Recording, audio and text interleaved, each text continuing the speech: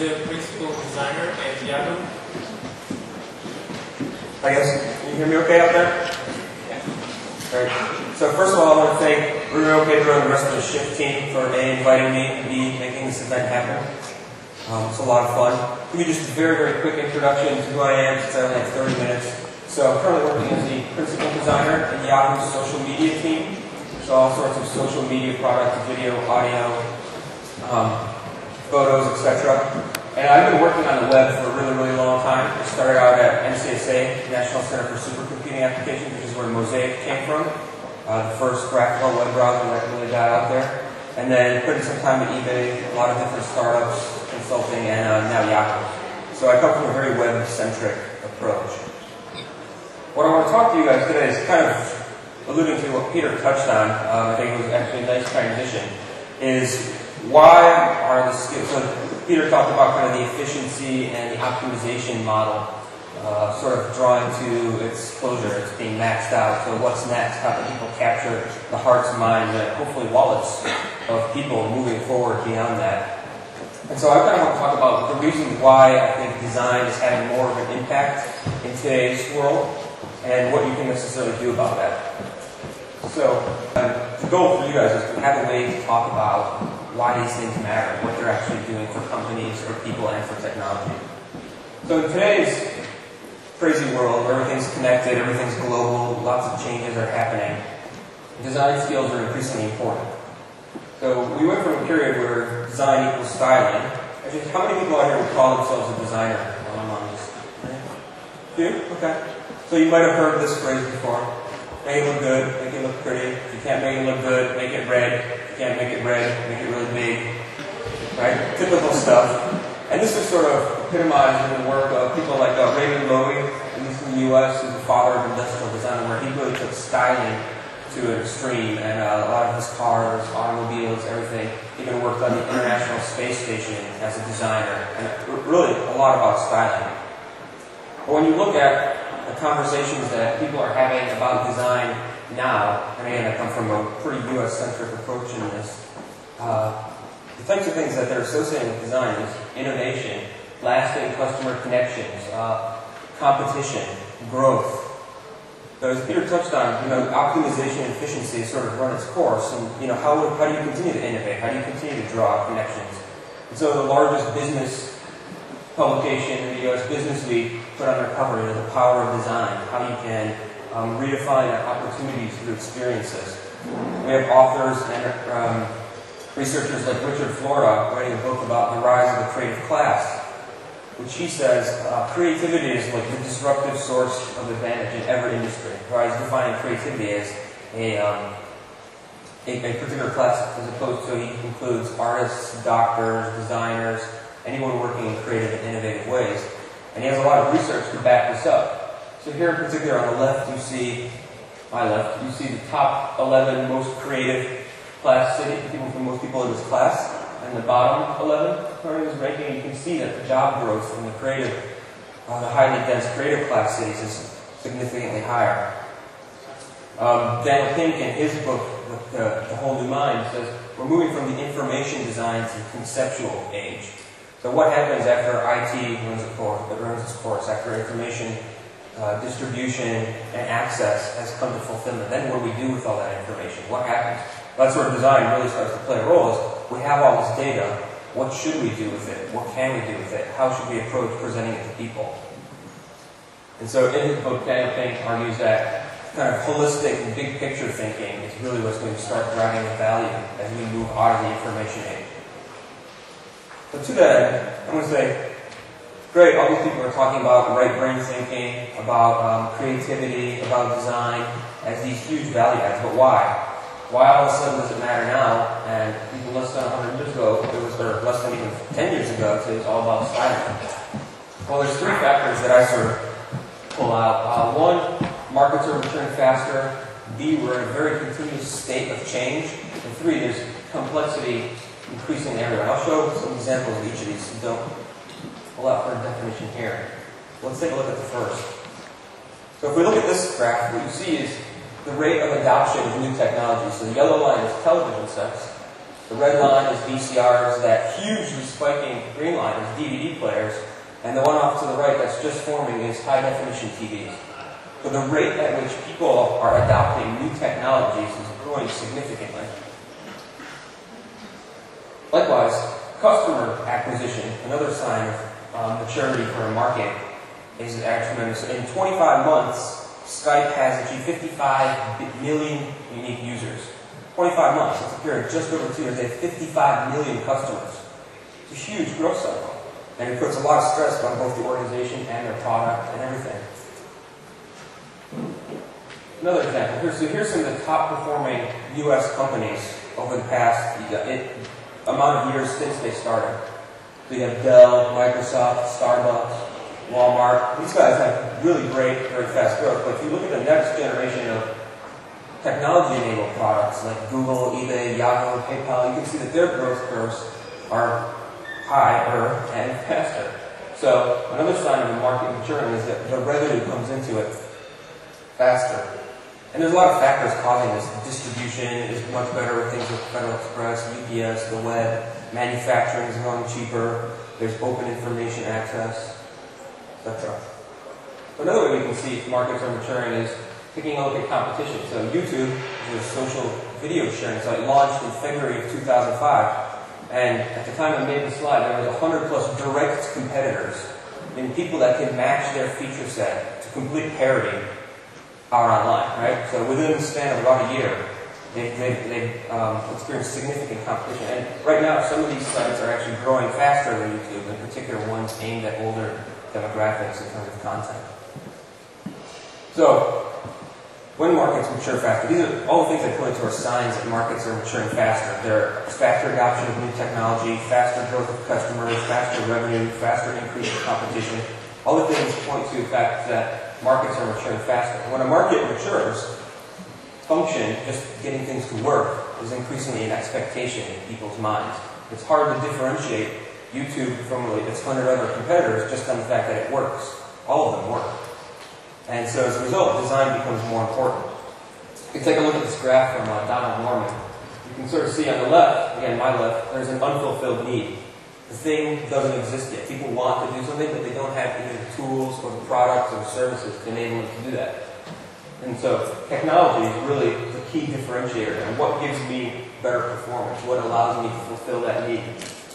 Once you sort of start moving down in time, though, this technology has hit a transition point where the technology is good enough. It works, and working becomes an expectation.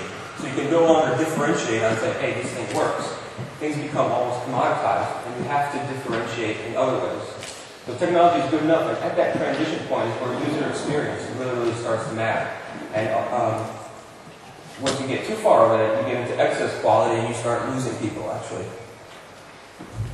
So, in markets that mature fast, design becomes a key product, a key differentiator sooner.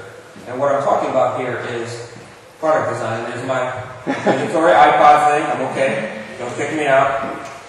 So product design is the process of making things that are useful, usable, enjoyable, and it's kind of the root at, I probably should replace that now with systems design that products are portions of, but when people talk about the value of design in this context, they're really talking about building that experience for people. And you can see in areas where the products are essentially commoditized, design uses a differentiator. So here for BMW, their tagline is, when you give designers complete freedom, they tend to give it right back. Not to be outdone, Infiniti says their new FX is powered by design. So these guys can't go out there and say, hey, our cars work. You can drive them on the road. Great, so does everybody else's car, right? Our cars will turn. Nobody cares, right? They have to differentiate in other ways. And this is clearly through product design. The other thing I want to talk about is this state of continuous flux that we're in now. If you look at the intersection of any product, system, object we're going to talk about that companies are producing, it's really at the intersection of business, people, and technology. And so the typical kind of cycle here, the overlaps between these things are growing. I don't think I have to convince you guys that the overlap between business and technology is growing. Every single company runs on email these days. Databases manage everything, including your customer relationships, your data, your documentation, your specifications, etc. So it's pretty clear that the overlap between business and technology has really smashed together. But the overlap between people and technology is also significantly overlapping. So by 2009, half the world's population will have a cell phone. And when you have a cell phone, you have it on you at all times, it's constantly connected, it keeps more than just your phone numbers on there, it's your gateway to social interaction. So there's a huge overlap between, and this is one example, but technology and people are overlapping more. But what about the intersection of business and people? That picture you just saw right there, I bought that on iStock Photo. I paid $1 for it. Somebody out there, not a professional, put that up, and they've actually maybe making a business out of it, right? They got $1 from me.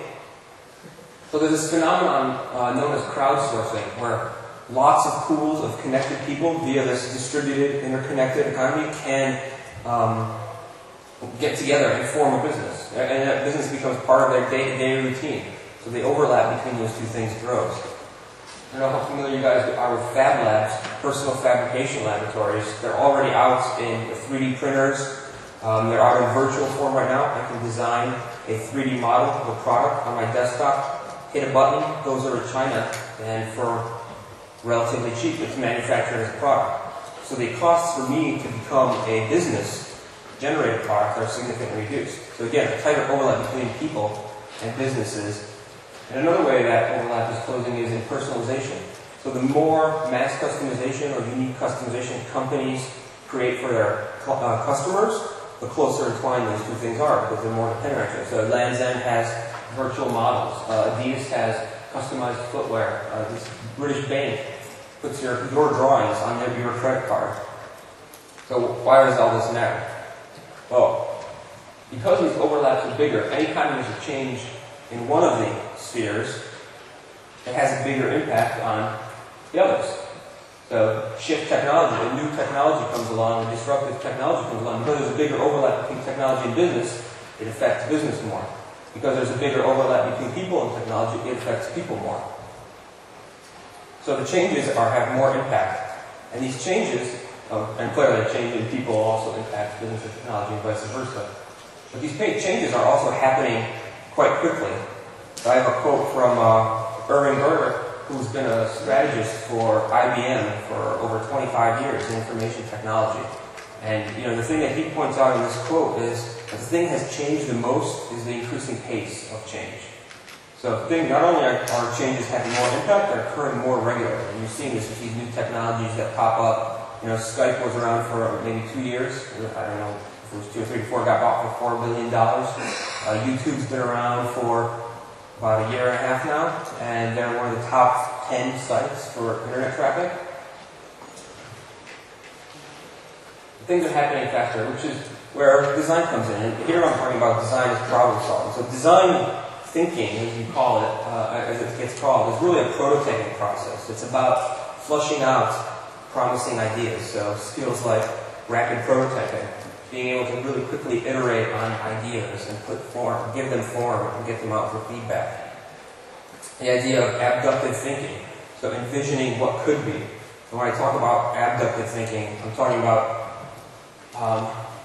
reasoning based on what might be. So with deductive and inductive thinking, kind of the classic modes of thinking, deductive says 5 plus 4 equals 9, and 6 plus 3 equals 9, so 5 plus 4 equals 6 plus 3. Use principles to reason with particular examples.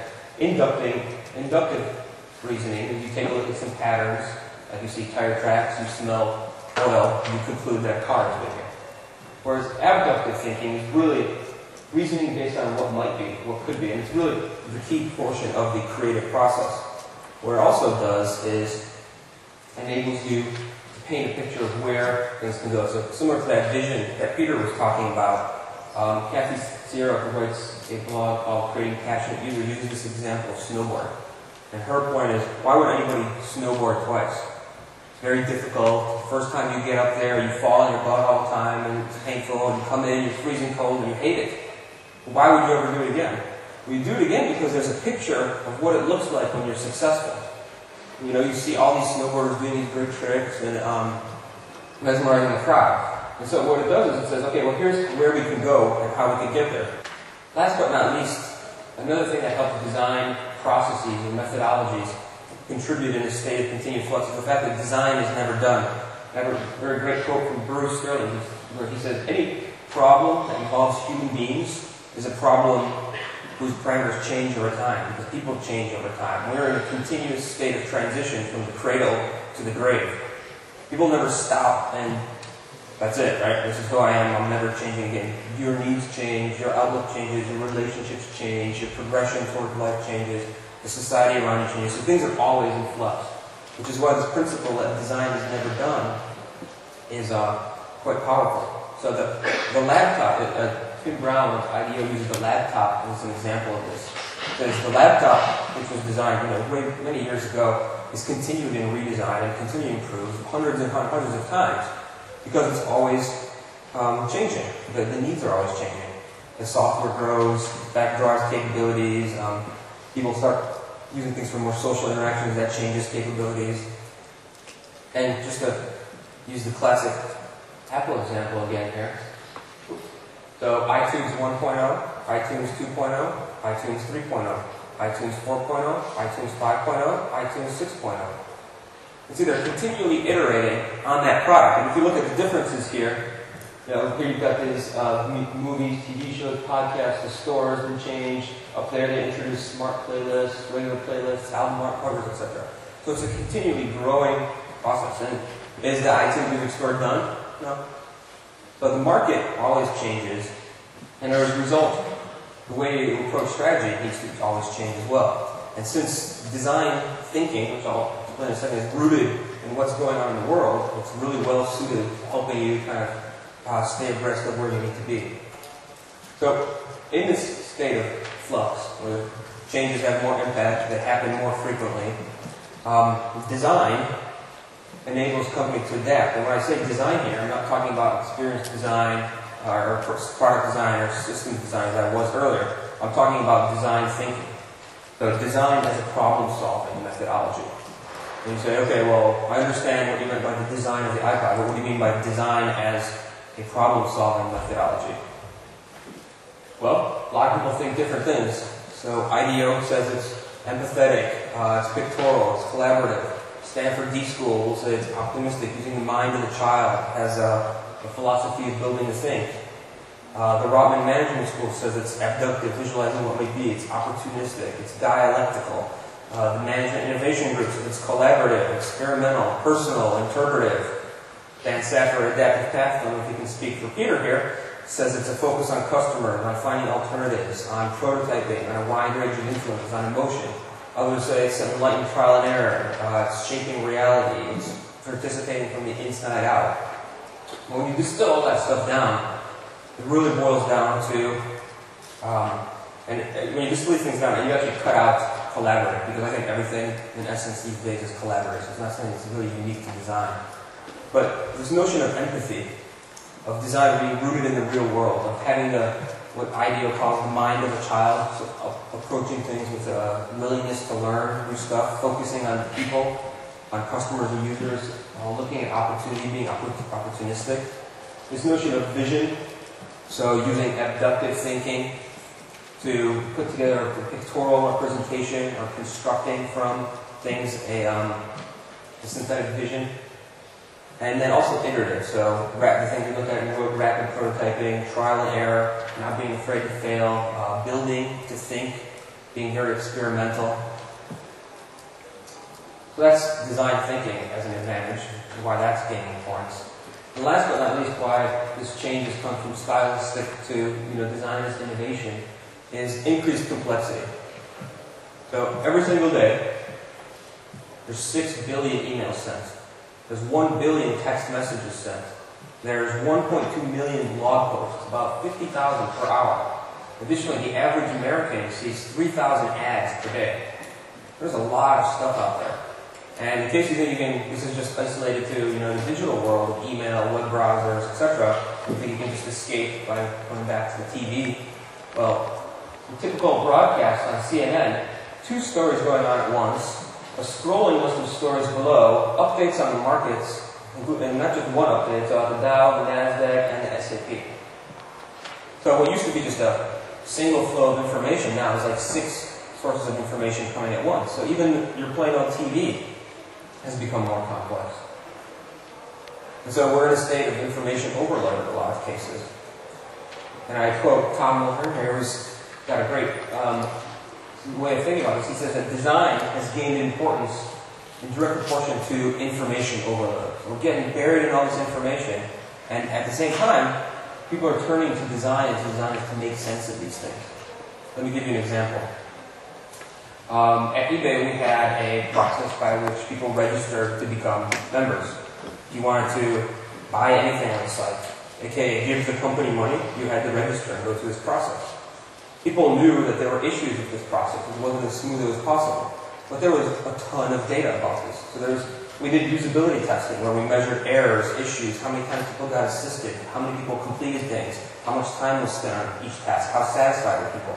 We had customer support data where the top problems were registered, the number of incidents were registered. There was a whole suite of best practices we changed. What are other people doing out there? What's working, what's not working?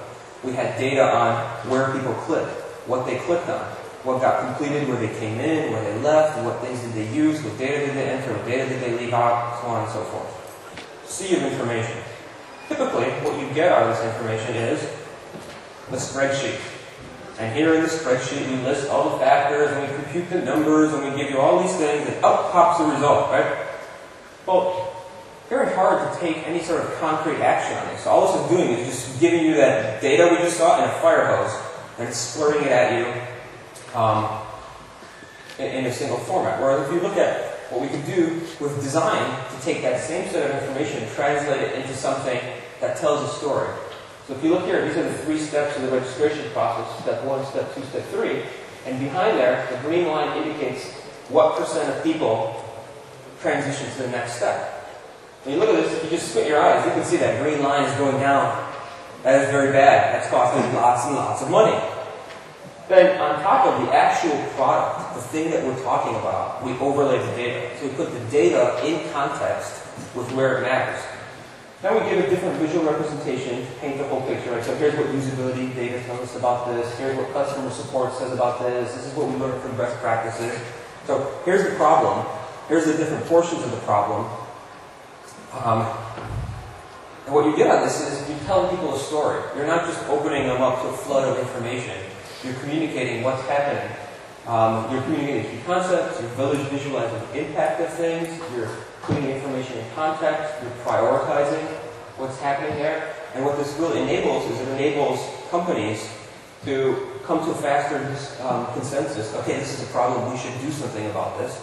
And so anyone that designs products applies these same principles. So this is a system for what's happening in network security. Lots of information being thrown at you. Well, through a process of looking at what people are actually looking for, how they're interpreting information, we can simplify this. Okay, there's a couple threats. There's some exposures on your system, and we ran these defenses on here. Really quick snapshot of what's happening in here. Very difficult to get from here. There's also complexity within the actual products that we have. And so when you look at the slide before, this is a pretty complex product. But things get more complex than that. You take a look at something like this, like a multi-function phone, camera, MP3 player, video player, contact manager, address book, etc. And again, it's not just in digital products. You take a look at this chart from Stephen Johnson's book. This is how plot lines of television shows have increased in complexity over the years. If you look back at Dragnet, I don't know if you guys are familiar with that, it was a top drama. One story. From the beginning to the end, you're watching one story. Then you look at Starsky and Hutch. They began with a little teaser of a story, went to a full story, and at the end brought that back. Hill Street Blues introduced a whole bunch of narratives at once. And if you look at something like The Sopranos, what they've done is actually played multiple narratives at once. So it's not just switching between narratives like Hill Street Blues. We have to keep track of a couple different stories at once. here, the things that are happening at the same time are affecting multiple stories. It's a huge level of complexity compared to what's going on in Dragon. So our television shows are becoming much more complex. If you look at it outside the storyline, you take a look at the social relationships that happen within television shows, and you look at Dallas, which originally aired in 1978. Dallas is a soap opera about this rich Texas family, and it was all about these intersections of people's lives. You look at a TV show like 24, which aired in 2001, the web of complexity and integration between here is much more complex. And these aren't products that are relegated to the geekerati or the technorati, people that use advanced computing and stuff. This is one of the most popular television shows in America, right here. This and The Sopranos. This is what people are watching like every single week and keeping track of. Speaking of social networking, Peter talked about how Flickr connects, and the ecosystem of Flickr here. You can see that from taking a photo in the center, there's a lot of stuff that goes on. You not only take a photo, you can drop it into your photo stream, or you can manage it if you organize it, you can put it in a set, or you tag that set, you can drop it into a pool, which gets viewed by a group, which can be seen by other Flickr users, who may or may not be the contacts, who may or may not be in your friends and family, who may be a Flickr user or not, or they may take that image and put it on a blog, or they might write a post or put a comment on it, or they might subscribe to an RSS feed, in which they... All these social products got a lot of stuff going on. Contribution. I can flag things, rate things, review things, favorite things, participate in the wiki, add things to the calendar, comment on stuff, add tags, talk on a discussion board, work on an inline chat. A lot of times in the same application. That's just how I can contribute to this application. And by the way, I can share all that. I can email it to a friend, I can send it to a list, I can send it via IM, I can add it to my site, I can download it, I can add a track web, I can add it to my blog, I can add it to a playlist, I can subscribe to it, I can invite other people to it. Again, sometimes all this happens on one page. That's pretty complex. So, now the dark side of complexity. Whether or not you buy this statistic or not, but there was a study done recently where complexity was the cause of 50% of product returns. So of all the products that people are returning, they're returning because I can't figure this out. It's too complex. So businesses care about this statistic. But businesses care about design because designers help manage complexity. Let me give you an example of how. What do you look at first here? What do you do here? I don't know, garage sale? Free crap? Cheap shit? What is this? Right? This website is stricken with everything is screaming at you equally, nothing being prioritized. It doesn't do anything to manage its complexity. What's this? It's like something about computers. Oh, there's a big thing in the center that I look at, and then I see that there's a couple other things. So it's taking probably an equal amount of information, if not more, and prioritizing that narrative to you. It's giving you a message. So this is about, based on the visual design and the layout and the presentation of things, it's about technology and about simple technology. There's a lot of white space. There's a clear story being told here. Whereas here, I don't even know what to say. So these same principles, this principle of taking information and telling a story with it, of creating a narrative, is another key attribute of design that comes into play. In addition to that visual communication we looked about, the ability to simplify things by taking away things that aren't necessary to communicate. Edward Tufte, who is an information design guru in the US, did a very famous redesign of the Challenger space shuttle when it exploded. They had the information not to launch the Challenger, but the way that information was presented was god-awful. And nobody got the message that they shouldn't launch the shuttle. When he redesigned the information, just playing with visual communication, priority, hierarchy, and data representation, principles behind good design, he made a very clear, compelling visualization of what's wrong with the shuttle, and you shouldn't launch it, because people will die. Well, not people will die, the problem's going to happen. So let's look at an example. Here in this really simple table, when you look at this, the actual data, those numbers, 10, 5, 3, that's the thing that has the least amount of visual attention. Your eyes are drawn to the big borders, the background colors, the boldness of the lines, etc. So the focus is on the wrong thing. We can redesign it and say, okay, let's get rid of those borders. Now this text pops out, but it's a little too, it's kind of difficult to follow from the number of emissions to the actual number. So we can bring back some lines. help group things. You can see that number of admissions is a group. You can see that number of discharges is a group. But still, the data is hard to parse here. But then what we can do is get rid of this repetitive information, number of. We can put the visual emphasis on the actual data. We can allow, the purpose of this table is to get a sense of what's happening right now. What are the current statistics? There's a single scan line. There's 10 current cases, 5 new admissions, you have the contents below it, and 3 discharges. Your eye just goes, whoop! Whereas over here, your eye was bouncing all over the place to figure out what was going on. So it's the same data, all we've altered is the presentation of it with design principles to actually communicate what's important. Peter touched on globalization. Globalization, a lot of people just associate with offshoring of jobs and things like that, but it's a lot more than that. There's new emerging markets, there's geographically and culturally diverse companies, there's all this cross-cultural complexity and opportunity. And yes, you can think about where we have all the new McDonald's and all the Starbucks popping up online. But the interesting thing is, when that red dot pops up in Thailand, Ronald McDonald is doing the Y. I think it's called the Y. W-A-I. Right? This is a traditional Thai gesture. Welcoming. Why is this important? Well, what's important is that because we're in this cultural complexity and cross-shifting stuff, context really makes a big difference whether or not you connect with your audience. There's a famous story, eBay bought a giant e-commerce company called Eachnet in China. They spent millions of dollars transitioning it over to the eBay platform. People in China want nothing to do with it. A new competitor came up that's native Chinese and is kicking them in the butt. Now they're going back in there and saying, oh, we really need to build a product for this context. We couldn't just morph our product and stick it in there and hope that it works. We really need to consider the context. And so design has a big impact here because, as any designer will tell you, the right design answer is it depends. Well, what's the right answer here? Well, it depends on the context. And Richard Farson has a great quote in which he says, design creates situations.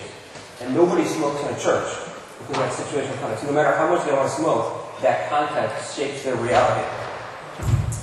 So let me give you a real quick example. We launched a new product for eBay in 91 different cities, 13 different languages simultaneously, once we learned from the China example. And we really dove into the context of here. So here in the Japanese release, you can see there's analysis of what's the mobile phone penetration. How is information density perceived in that culture? There was studies about how people do navigation. They actually navigate via train stations as opposed to neighborhoods or street corners. There was an analysis of what color palettes connotate what, how things map together. And as a result of this contextual research, the product that came out was very geographically contextualized. And so you can see at the top, classifies more this is a classified website. It wasn't a culturally known system. So the top two things explain what is this? That's not present in the US where people get it really quickly. The features on the right are all tied to mobile usage. The hierarchy on the Japanese website is much deeper because people in Japan work towards hierarchy. Also in Japan, the sense of usage, how many other people are doing this from a collective perspective is very important. So we made very large indications of how much activity is happening in each of the subsections, which again isn't present on other releases of the product. So when there's complexity, design, again, quote-unquote design, enables communication. And here what I'm talking about is not product or systems design. I'm not talking about design thinking, the methodology for solving problems in a design sort of way. I'm talking about the principles that make up good design, the way we simplify information, the way we manipulated visual cues to get a message across. So in summary, let's put this all together. In our networked, global, dynamic, and disruptive economy, markets are maturing faster. So product design, or use Peter's term, system design matters earlier.